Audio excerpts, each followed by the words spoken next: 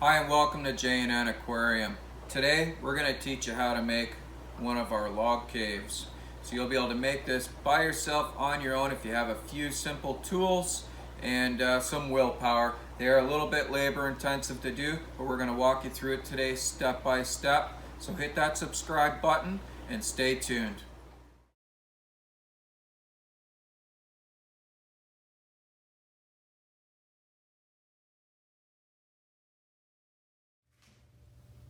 So this is the raw material we're going to start with.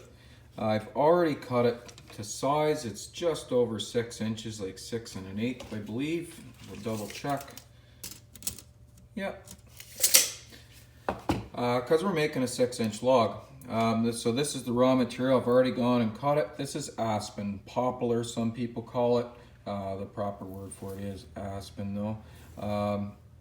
You want to have enough diameter in the log because we're doing an 1.5 inch hole on the log. This is the drill bit we're going to use. It's hard to read, mine's very well used. It's an 1.5 inch spade bit. When you buy them new, they look a little better than this. I've sharpened this one several times as they do get dull, as I do make a lot of caves. But this is the bit that we're going to use. The drill I have to use, it is actually underpowered for this size bit. It takes a lot of power to drive this bit through wood, but this is how we do it until we buy a bigger drill, and I'll show you the setup.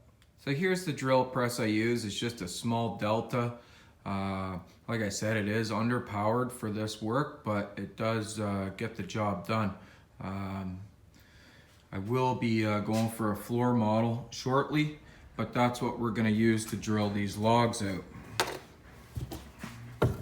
So how I start is by centering the log right in the center, and then I will lift this up until it's right flush with the log. So this is where we start drilling. We're going to drill about 4 3/4 inch in. I know I have, for me, I've done this enough times. I know when we get to here, I know we've gotten there, so I'm going to go ahead and start drilling. Make sure you hold the log in place or it will spin. If you're inexperienced in using drills, please wear gloves, safety glasses, everything else.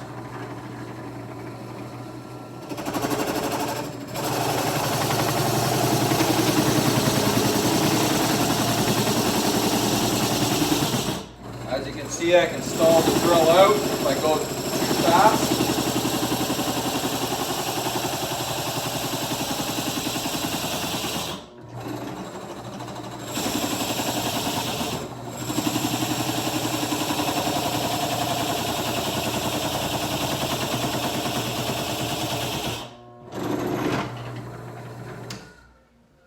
So as you can see, it's going to be a lengthy process. So I'm going to continue to drill here. I'll put it on whatever this thing's called on my video camera. Anyways, it makes the video go way faster. You can see what I'm doing, but not in real time.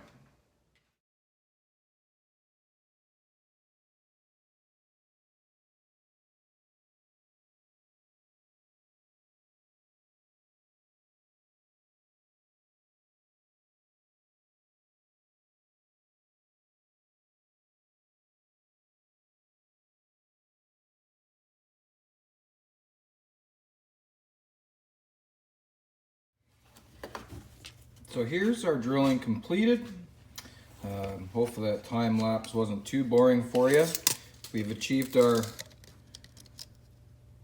4 3/4 inch deep, and that is more than deep enough for just about any ancestress to use as a breeding cave or even just a hideout. So the next step is we have to get the bark off of the log. And what I use for this is what is called a draw knife. This is a very sharp, dangerous tool, so please be very careful if you happen to get a draw knife for doing this. I'm sure there's other ways you can do it too.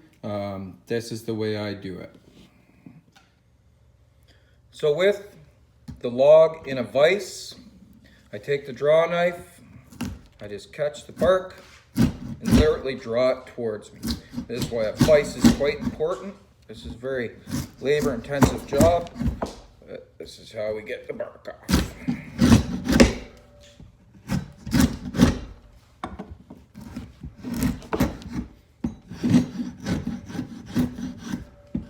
Try and get as much off as you can. It just leaves less sanding at the end. And when you get to there, you just have to take the log out of the vise, spin it around, and do the other side. So we've gotten all the bark off, and this is what we have. It still needs to be sanded to get this stuff off. Now what I do is I look at the log. I see there's a knot here, so I don't want that to be where the slate base is going to go. I find the little knots and stuff give them character. So I'm going to pick a fat part of the log on the other side, this side, and I'm actually going to plane that down with my power hand planer. So it's got a nice flat spot to sit on the slate. So this is my power hand planer. I don't take off a lot at a time. I have it already set where I want it. Again, if you don't own one, you could use a hand planer. Again, dangerous tool, be very careful. And I should add in this video that I am a carpenter of 25 years experience, so I have a lot of experience using hand tools. I may make this look a little easier than it really is, but if you're not super experienced with power tools and hand tools, please be very careful and take your time, because you can lose a lot of fingers and stuff using this kind of stuff if you don't know what you're doing. So just be careful. And this is where it goes.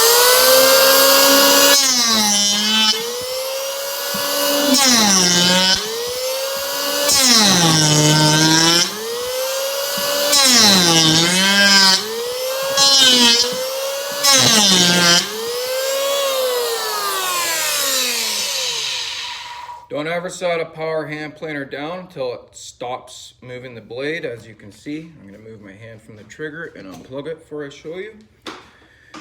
These blades here, they'll get you. They're nasty.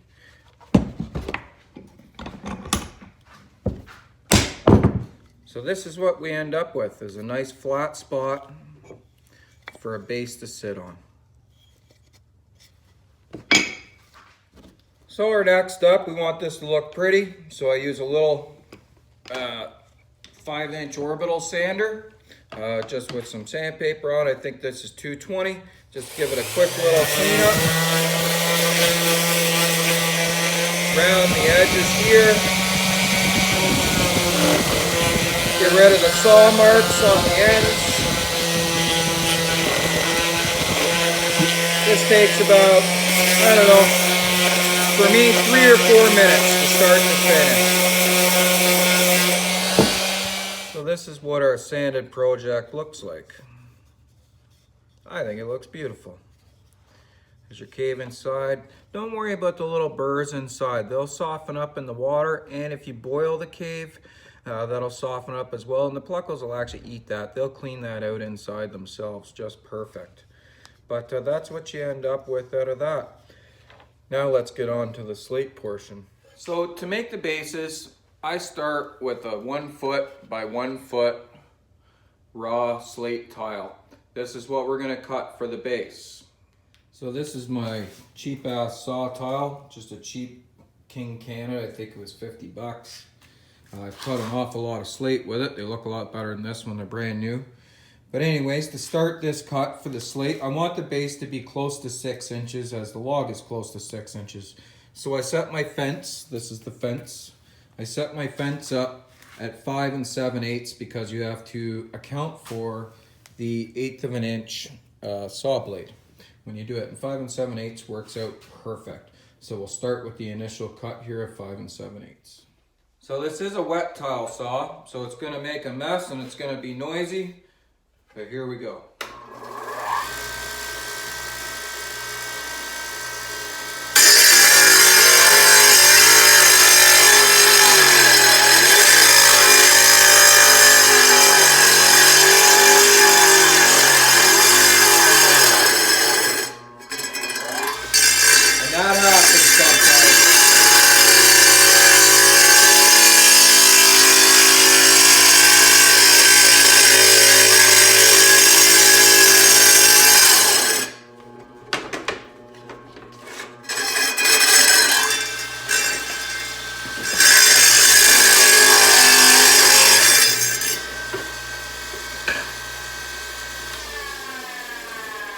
actually glad the camera caught that. As you can see, things don't always go as planned. That tile cracked on me when I went to cut it.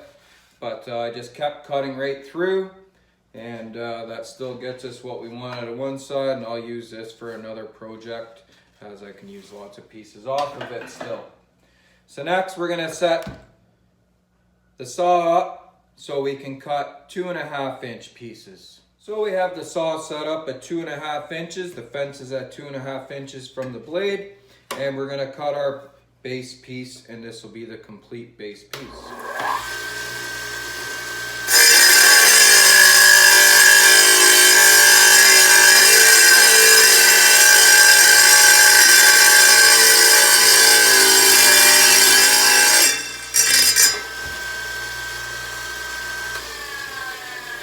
And there you have it. This is our complete base piece. Next, we're just gonna have to drill the hole for it to attach it to the wood. So for the next step, we're back to the drill press. So the bit I'm gonna use to drill the hole for the screw to attach the slate to the wood cave is a 3/16 bit. We're gonna take the bit and we're gonna do it fairly close to the back of the slate. Now, when choosing what side of the slate to put your countersink hole in, which is what I'll go in after, I usually take the the smoothest side, just because that's going to be on your aquarium bottom, and if you're using a bare bottom tank, you don't want any ridges or anything to possibly damage your glass. So we're going to set this up and we're going to drill this hole out here, and it'll be ready to attach. Try to center it to the center and about 3/4 of an inch back from the edge of the slate. Nice and easy. You don't want to break the slate.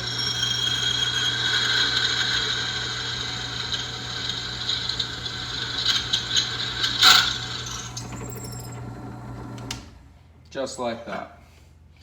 Quite often what you'll find is it'll punch out a little piece, and that's why I try to figure out which end's going to be the bottom. This is going to be the bottom, so I'm okay with that coming out. So there's one more little step to this, because I don't want the screw to touch the bottom of the aquarium, as metal on glass generally doesn't work out well. So this is a 3/8 drill bit. We're going to put that in here. Tighten her down with the chuck.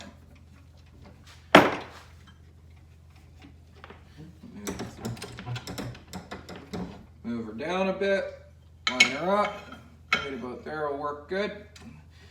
All we're doing here is countersinking the slate so that the screw will not touch the bottom of the aquarium.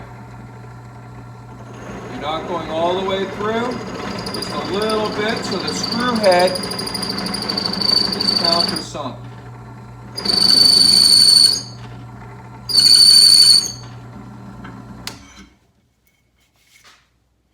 That's it. That's all we're looking for, is a little countersink, just like so. Before I would attach the slate bottom to the cave, I would boil the log first. I'm not going to right now, just for video purpose, but I would boil this. I use a big stock pot and I boil like 12 at a time. I boil them 3 times, rinsing in between each time. And then I bake them in the oven. Now, for your own home aquarium, this is for me to sell them. I bake them so that they're totally dry when they go to my customer. And then I suggest you soak them or boil them again to help them sink. Even with the slate bottom, it will struggle to sink. And this is why we put slate bottoms on them. If you boil them, they will sink very easily. The benefit of boiling is that for sinking them and getting rid of any bacteria. The disadvantage to it is if you want tannins in your tank, this gets rid of a lot of the tannins. So again, boil before you attach the slate. You can boil after you attach the slate, but your screw is going to loosen off because the wood is going to expand and contract. So with the slate there, I line it up. It's at the back. It's not going to come through, and that's why we do that. I use a 1-inch stainless steel screw. You can get that at any hardware store. And I have so many power tools around here, but I still just do this by hand with a screwdriver.